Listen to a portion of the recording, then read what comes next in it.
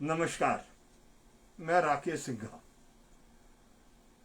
आज मैं 3 महत्वपूर्ण विषयों पर चर्चा करना चाहूंगा।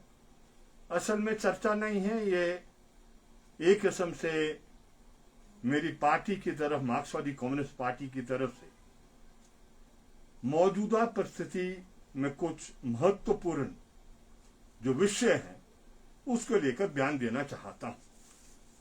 पहला विषय है, हिमाचल प्रदेश की जनता जानती है कि ये जो कोरोना का पहला, दूसरा और ये जो तीसरा दौर चल रहा, इसमें स्वास्थ्य कर्मी ने बहुत महत्वपूर्ण भागीदारी अदा की है।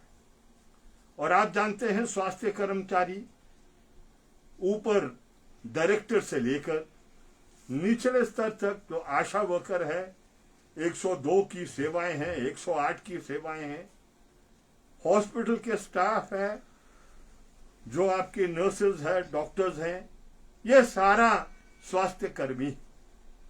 लेकिन इन स्वास्थ्य कर्मी के साथ आज मुझे ऐसा लगता है, मेरी पार्टी महसूस करती है कि बहुत बड़ी बेइंसाफी सरकार कर रही है। खास तौर पर जो ये एम्बुलेंस सर्विसेज थी, ये एम्बुलेंस सर्विसेज बहुत इंपॉर्टेंट रोल अदा इसने किया है इसके कर्मचारी में पूरे कोरोना के दौर में। और यही अब है इम्तिहान होने वाला है सरकार का। ये जो बहुत बड़ी बड़ी बातें सरकार करती है, this is the test of the government now. अगर ये जो कहती है, ये इसकी कथनी और करनी में अंतर साफ पता लग जाएगा। दूध का दूध, पानी का पानी हो जाएगा। ये जो हमारे प्रदेश में लंबे समय से 108 की सर्विस GVK, ये आंध्र प्रदेश हैदराबाद की कंपनी है मेरे ख्याल, ये सेवाएं देती थी।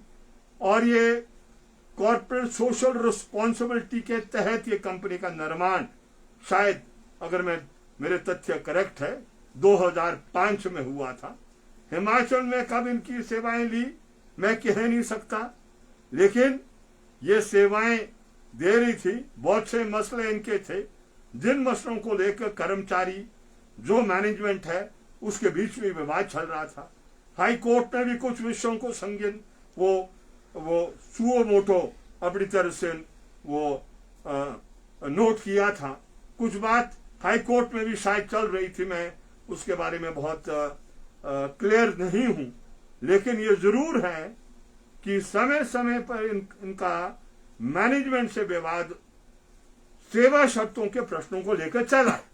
और सेवा शर्तों को लेकर इस देश में वही कानून चलेगा जो लेबर लॉज होते हैं।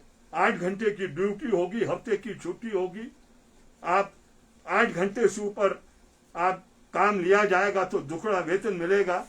आपकी 18 दिन लगातार काम करने के बाद एक अर्न्ड लीव मिलेगी, छुट्टियां मिलेगी, सिक लीव मिलेगी। जो कानून है उस विषय को लेकर विवाद था। लेकिन बहुत चालाकी के साथ ये जो सरकार है और सरकार का तंत्र है, और खास तौर पर मैं नेशनल हेल्थ रूरल मिशन को दोषी इसमें ठहराऊंगा। मेरी खुद डायरेक्टर महोदय से इस पर बातचीत हुई और नेट रिजल्ट ये है कि संधि पिछली कंपनी से GVK के साथ समाप्त, और एक नई कंपनी है जिस कंपनी का नाम MED स्वान फाउंडेशन, बिहार की कोई कंपनी है। और जब मैंने इंटरनेट को खोला और इंटरनेट पर छानबीन करने की कोशिश की कि ये कौन फाउंडेशन वाले आगे हैं मेड स्वान के नाम से, तो मालूम हुआ कि ये एक नई कंपनी 27 अक्टूबर 2021 को गठित की गई है, अभी हाल ही में। और इसके 3 डायरेक्टर हैं, कोई मैनेजिंग डायरेक्टर भी नहीं है। कोई माननीय राजीव रंजन है, श्री ब्रजेश कुमार रंजन है, संजय कुमार है। ये कोई परिवार का कोई लगता है कि ये कोई कंपनी बनाई गई है, इसने संधि ली।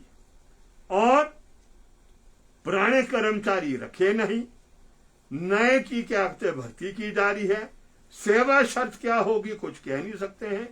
लोग हिमाचल प्रदेश के मुख्यमंत्री महोदय के पास भी गए और दूसरे नेताओं के पास भी गए, सबने उनको आश्वासन दिया कि नहीं तुम्हारा हो जाएगा। हम बहुत साफ और क्लियर हैं। मेरा 40 साल जीवन संघर्षों में निकल गया है। गैर बराबरी समाज है, इस गैर बराबरी समाज के अंदर मजदूर संगठित होगा, संगठित होकर अपनी बात को उठाएगा और संघर्ष करेगा तो वो दिशा बदल सकता है। अन्यथा हमने बड़ी बड़ी कंपनियां, जेपी जैसी कंपनियां और बड़ी बड़ी कंपनियां को देखा है किस तरीके से मजदूर का शोषण, जुल्म और अत्याचार करते हैं। इसलिए मैं हिमाचल प्रदेश के मुख्यमंत्री महोदय से दोबारा विनती करना चाहता हूं, मेहरबानी कर जो भी संधि नई कंपनी के साथ हुई है, there are provisions under law, कानून में प्रावधान है कि जिन मजदूरों ने अपनी सेवाएं दी हैं अभी तक पुरानी कंपनी में, all of them can be taken over by the new company, वो टेक ओवर करे। और दूसरी बात, कोई भी ऐसा मजदूर नहीं छूट जाना चाहिए जिसको नई कंपनी टेक ओवर ना करे। अभी तीसरा दौर कोरोना का समाप्त नहीं हुआ, आपने बीच में ही एक ऐसा विवाद खड़ा कर दिया। ये कोरोना की लड़ाई को भी कमजोर करेगा, क्योंकि ये जो मरीज को गांव से हॉस्पिटल पहुंचाना ये एक बहुत महत्वपूर्ण काम है। इस पूरी लड़ाई के अंदर जितनी कम अवधि में मजदूर पहुंचेगा, ये मरीज पहुंचेगा, उतनी जल्दी उसके स्वास्थ्य की कामना की जा सकती है। एक विषय ये। दूसरा विषय है कि बहुत से राशन के डिपो में अभी पूरा राशन मिल नहीं रहा है। इसमें भी मैंने इस बात को लेकर खास तौर पर जहां एक डिपो बंद हो गया है, ये समातला पंचायत नारकंडा ब्लॉक के अंदर, उसका विषय भी डिप्टी कमिश्नर महोदय के साथ, जो डिस्ट्रिक्ट फूड सप्लाई ऑफिसर हैं उनके साथ, और जो एमडी महोदय है फूड कॉर्पोरेशन के केसी चमन जी, उनके साथ इस विषय को उठाया। और विषय यह है कि वो सोसाइटी बंद हो गई है, 2 महीने से लोगों को राशन मिला नहीं है, गरीब लोग हैं, और ये जो कार्ड होल्डर है उस सोसाइटी में लगभग ये 563 वो है, और वो बहुत पीड़ा में है। उन्होंने शिकायत मेरे पास की है, उनको भी मैंने समझाया कि आपको खुद अपनी बात को उठाकर एक सहमति बनानी है कि कैसे अब राशन का वितरण होगा। लेकिन बहुत सी परंपरा है नहीं है हमारे यहाँ पर, जहाँ पर लोग संगठित होकर अपनी आवाज को बुलंद करने का। लेकिन मैं इस बात से भी सेटिस्फाइड हूँ कि जो विषय मैंने ये अधिकारी गण से उठाए हैं, दे हैव स्टेटेड, और खास तौर पर केसी चमन जी ने, मैंने पहले भी इनको जितनी शिकायतें की है, he has acted very promptly, और इन्होंने अभी भी कहा है कि 2 दिन के अंदर उस राशन का वितरण होगा। लेकिन जहां जहां जो वस्तु मिल नहीं रही है, चीनी उपलब्ध नहीं हो रही है, चावल उपलब्ध नहीं हो रहा है, जो हमारे बीपीएल के परिवार है, वहां पर जो उनको व्हीट मिलनी थी, गेहूं मिलना था, वो उपलब्ध नहीं है। हम समझते हैं कि इस विषय को लेकर, क्योंकि कोरोना चल रहा है, कोरोना में ऊर्जा जिस्म के अंदर पूरी जानी चाहिए। एक तो लोग बाहर काम के लिए नहीं निकल पा रहे हैं, और दूसरा है कि जो अन्न उसके जिस्म में जाना है, ताकत जानी है, वो तब तक नहीं जा पाएगी जब तक राशन का डिपो चलेगा नहीं।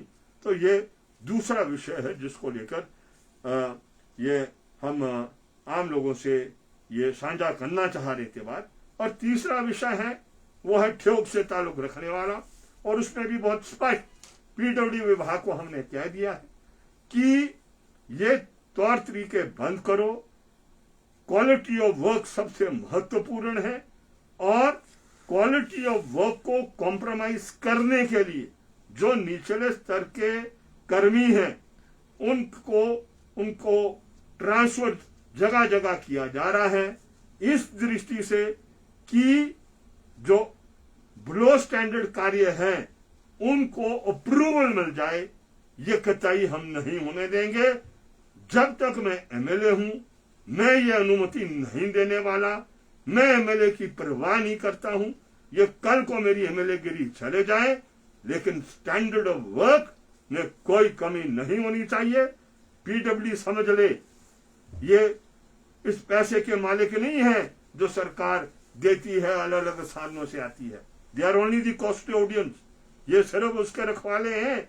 ये पब्लिक का पैसा है और इसलिए पब्लिक सबसे सुप्रीम है और इसलिए ये गलतफहमी में ना रहे। और ये जो सारी सिलसिला जो चल रहा है लो स्टैंडर्ड के काम को और उसको अप्रूवल करने के लिए और उठक बैठक, वो क्या कहते हैं, अफसरों की करानी है और खास तौर तो उनकी जिन्होंने बिलों को तैयार करना है और नीचे ये निरीक्षण करना है काम का, ये अनुमति नहीं दी जा सकती है। ये मैंने उच्चतम लेवल तक जो पीडब्ल्यू में अधिकारी है उनको भी कह दिया। मेरे ख्याल 3 दिन रहते हैं इसके अंदर जो ये मेरा ये पीरियड चल रहा है क्वारंटाइन का, और जैसे ये समाप्त होगा इन विषयों को हम बड़े जोरदार तरीके से उठाएंगे। ऐसा ना हो कि भाई विभाग को बेशर्म होना पड़े, शर्मिंदगी लेनी पड़े। उससे पहले वो जो कर रही है गड़बड़ विभाग उसको वो ठीक करे। इतनी बातें मैं आज साझा आपसे करना चाह रहा था। आपका शुक्रिया, बहुत बहुत धन्यवाद।